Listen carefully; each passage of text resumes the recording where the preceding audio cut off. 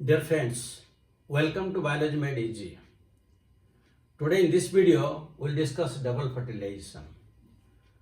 Before this, in different videos we have discussed the development of male gametophyte, development of female gametophyte.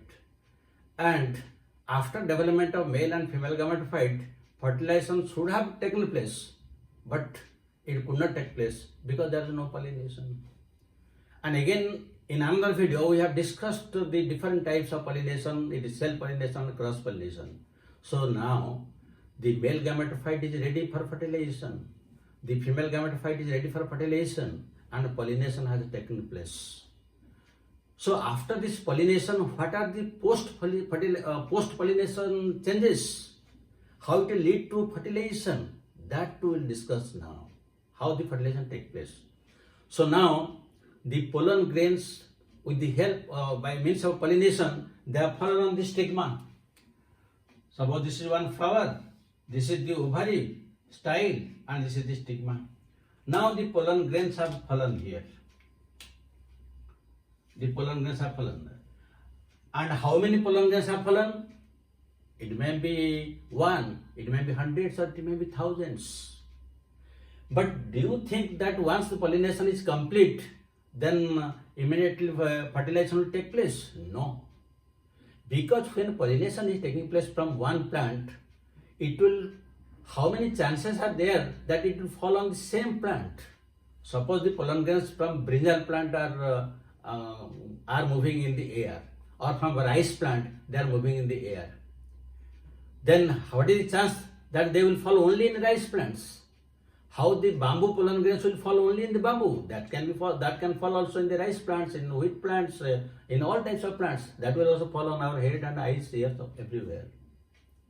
But how is it possible that when pollination is complete, that after that fertilization will take place? There is no guarantee. When there will be guarantee? Only when the pollen grains will fall on the stigma of the same species. Then there is the question of a possibility arises. But again, when the pollen grains of one plant falls on the stigma for the same species, pollination is complete. Again, there is no guarantee that fertilization will take place. Why? Because the stigma may accept it. If it accepts it, that means both the pollen grains and the stigma are compatible. And if it rejects it, that means both are incompatible. So when they are incompatible, there will be rejection. And when they are compatible, it will, as the stigma will accept it.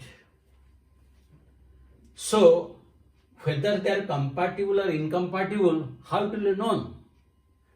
That means both pollen grain and stigma, they can identify with each other. They have certain chemical dialects. They have certain chemical dialects with which they can recognize with each other. And these chemical dialects may be genetical, may be biochemical. Now let us take how it is genetical.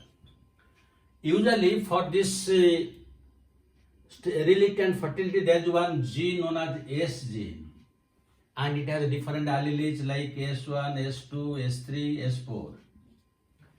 Suppose the pollen grain has S1 and the stigma has also S1. Both are identical. That is, it will not germinate. The pollen grain will never germinate it because both are similar alleles. But suppose this is S1, but this may be S2, S3, S4, anyone. Then only germination will take place on the stigma. So this is known as genetical. There is also biochemical.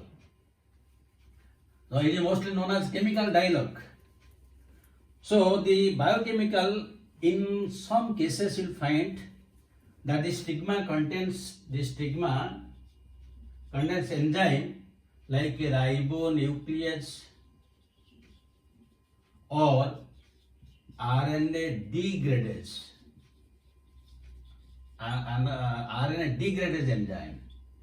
So when the pollen grain will fall on the stigma, these enzymes will inhibit the growth of the pollen tube, because the RNA degradase will degrade the RNA of this pollen grain. That means it is inhibited, the growth cannot take place.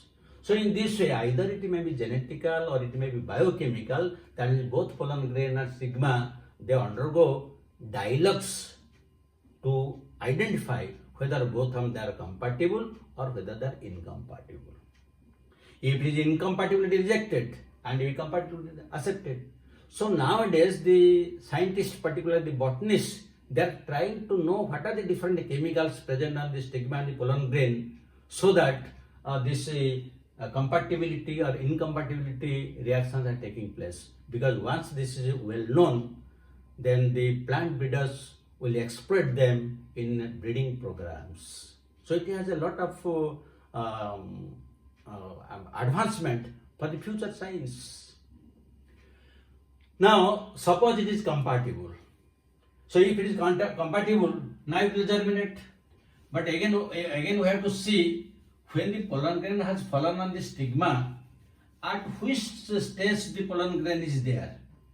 Because during the development of the male gametophyte, we have discussed that the pollen may be the pollen grain may be pollinated at the 2-cell stage or at the 3-cell stage, and in 60% of the angiosperm takes place in 2-cell stage, while in 40% of the plants it takes place in 3-cell stage. So if it is in 3-cell stage, then it will come and directly there will be no development of a male gametophyte. But if it is a 2-cell stage, when the pollen grain will germinate through the germ pore, then here the genetic cell will divide into 2 male gametes. So ultimately it will become 3-celled. So this is known as exsitu development of the male gametophyte, if it is 2-celled. But here another question comes to mind.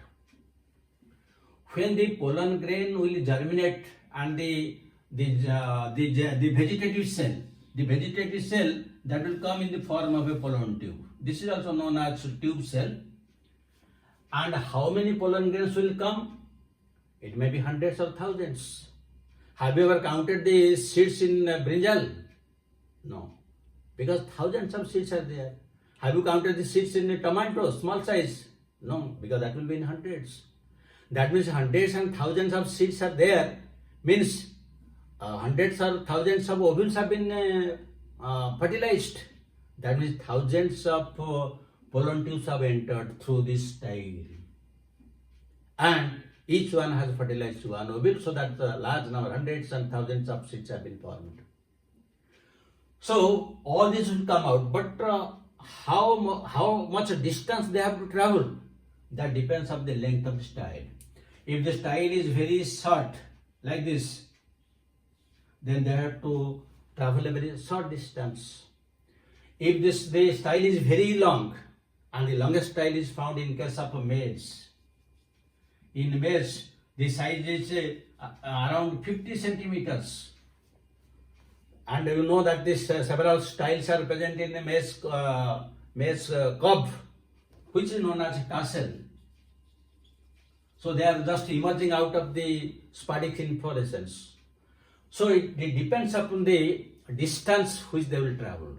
Then another thing, this style may be hollow or it may be solid. If it is hollow, then all these pollen tubes, they can come easily. But if it is solid, having different types of tissues are there, then they have to disintegrate the solid tissue, because the intine, in the pollen grain there is exine intine, the intine also contains callase enzyme. So that will disintegrate the tissues and it will reach the ovules. And here in the each ovule has one funicle which is attached to placenta. So either in the funicle or placenta there is a tissue known as obturator. This obturator guides the pollen tube towards one ovule. Now how it enters the ovule, let us see.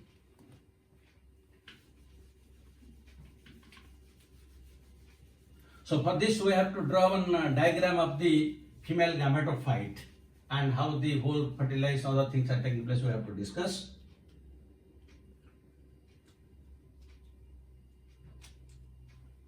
So this is the nucleus.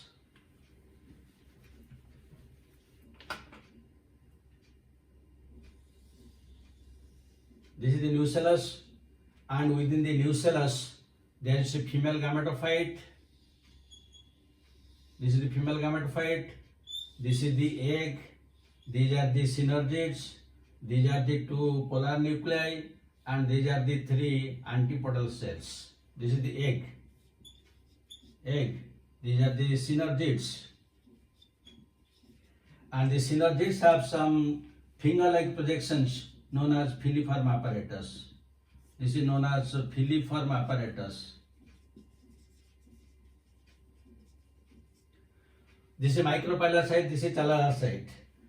Now the whole thing is surrounded by integuments.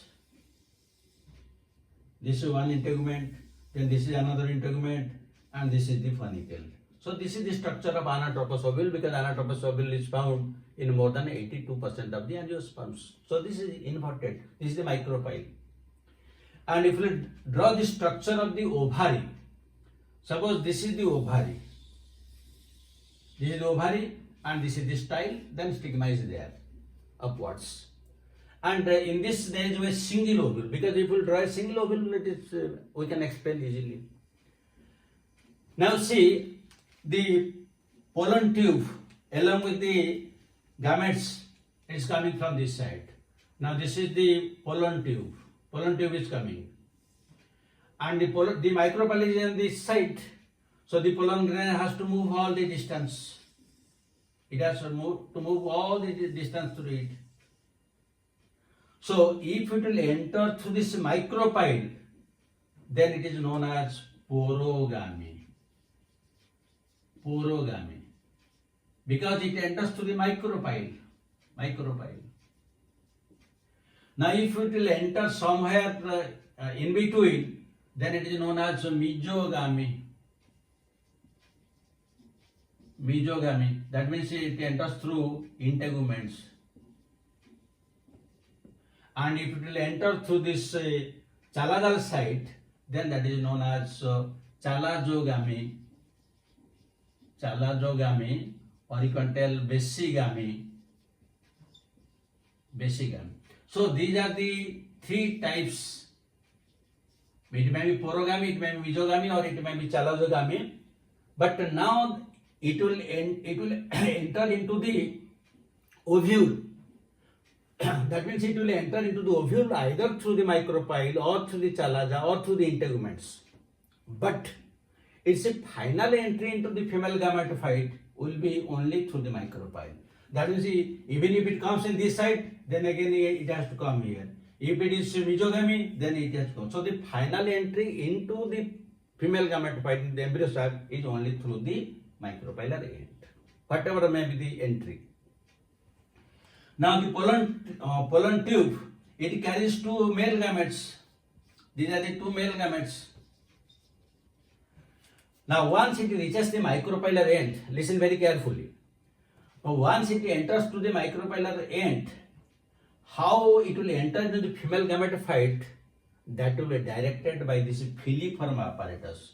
This filiform apparatus will direct it.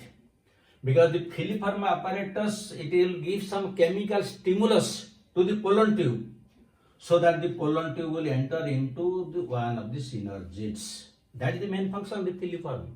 It will enter into one of the synergids. Again this is chemical dialogue between the filiform apparatus and the pollen tube.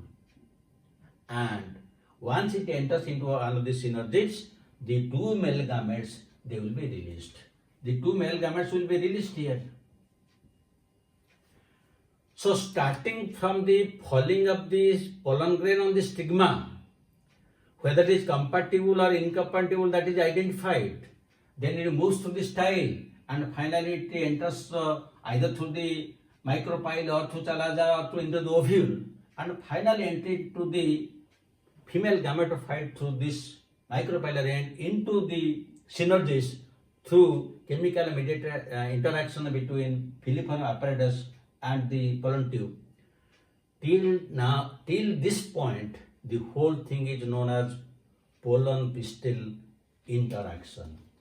This is known as pollen pistil interaction. Pollen pistil interaction. That means starting from the point that the pollen grain falls on the stigma, then identification, then its entry, and finally it enters into the female gametophyte. The entire thing is known as pollen pistil interaction. And once the male gametes are released into synergy, then what next is taking place is fertilization. So how this fertilization is taking place, you see. Now the two male gametes have been released. Now one of the male gametes will fuse with the egg. One of the male gametes, this is the egg, and this egg nucleus, this is male gamete. Now both of will fuse together. So now the egg is converted to zygote, and now it becomes 2N. Earlier the male gamete was haploid N and the egg was haploid N. Now when both of them fuse together, it is known as zygote and it is 2N. Now that is the starting point of this sporophytic generation, because now it is converted to 2N, starting point of sporophytic generation. And this first fertilization is also known as amphimixis, or you can call it syngamy. And this is fast fertilization. This is known as fast fertilization, because one of the male gametes fuses with the egg. Now, still the second male gamete is there. The second male gamete will fuse with the two polar nuclei present at the center. So at the center, two polar nuclei are there and both are haploids. And now the male gamete goes there and all the three will fuse together. And it will give rise to primary endosperm nucleus. And three haploid nuclei, that will see N plus N plus N. This N, these are coming from the poles haploid, and this is the male one. Now 3N will combine together and the primary endosperm nucleus will be 3N, means it triploid. But here, listen very carefully. Here, how many nuclei are fused together? 3. So this is known as triple fertilization.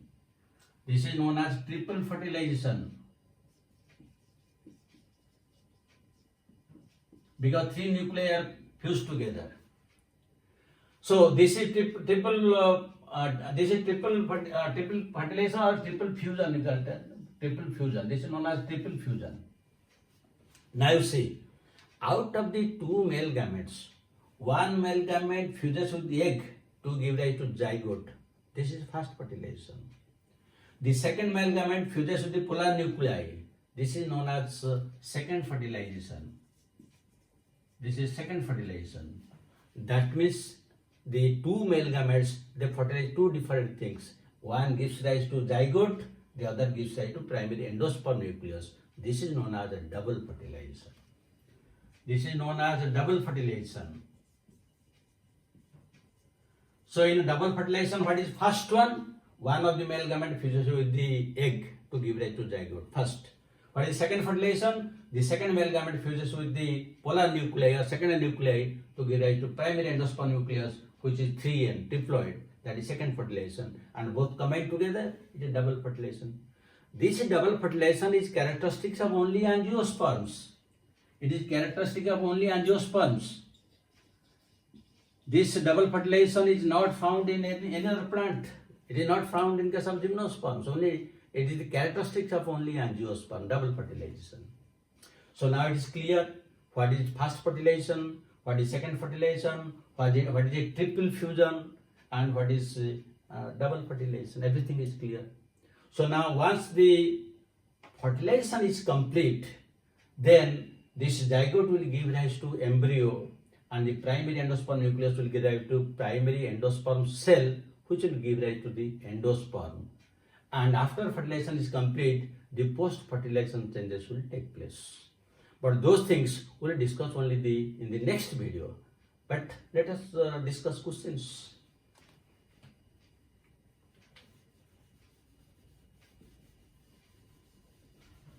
So one question you can write down in one question. How many nuclei are involved in double fertilization? A choice 2, B choice 3, C choice 4, D choice 5. Second question. In triple fusion,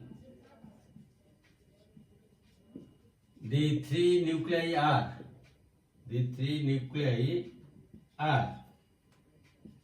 A choice, one egg, one synergid, one polar nuclei. B choice, two polar nuclei, one synergid. C choice, one male gamete, two polar nuclei. D choice, one polar nuclei,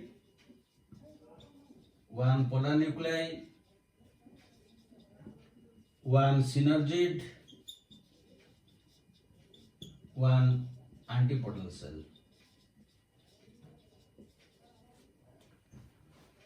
So these are the type of questions asked in a NEET, NIGER and all similar type of national level examinations. I hope now you have a very clear understanding of what is pollen-pistil interaction and how fertilization takes place leading to double fertilization, which is characteristic of only angiosperms. You must have enjoyed it. Thank you very much. God bless you. Have a good day.